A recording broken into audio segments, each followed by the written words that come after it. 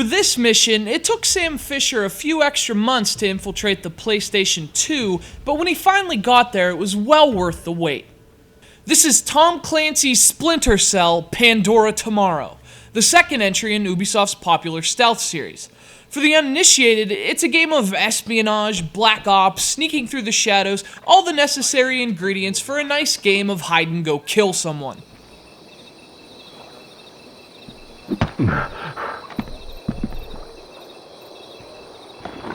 Originally released in March 2004 for the Xbox, Pandora Tomorrow wouldn't become available for the PS2 until that fall.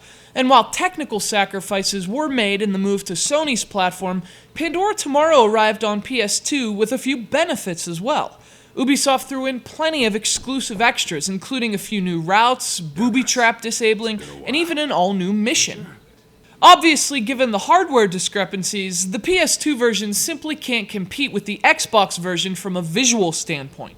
The edges are more jagged, the colors are less vibrant, and that does have an effect on some of the level design. But in terms of content at least, there's not much of a drop-off at all. In fact, if anything, you're gaining a little bit with this version, and that's a nice compromise for PS2 owners. In terms of its narrative, Pandora Tomorrow is typical Tom Clancy. Terrorist threats, military operations, exactly the kind of politically driven fiction that fills the pages of his novels. And whether you view his plots as paranoid or pragmatic, Pandora Tomorrow puts you right in the middle of one, and for the purposes of hiding in the shadows in hostile foreign territories, it works pretty well.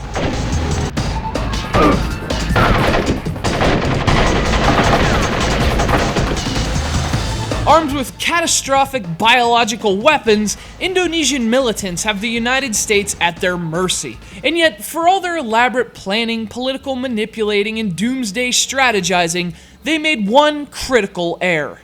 They forgot to turn on the lights.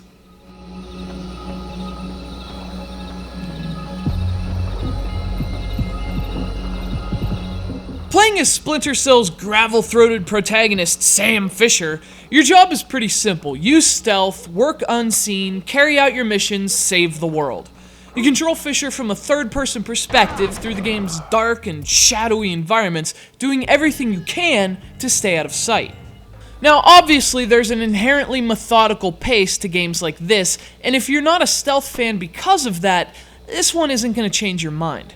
Pandora Tomorrow forces you to move with utmost patience and deliberation, as being seen generally means you failed the mission. And at its core, that's what this game is all about, figuring out how to stay unnoticed and using plenty of trial and error to do so. If you're a gamer of the gutsy, ambushing, grab the shotgun and dominate variety, Sam Fisher's slow pace will probably put you to sleep, but if you enjoy the pacing and mood of a sneaky stealth game, you'll absolutely love Pandora Tomorrow.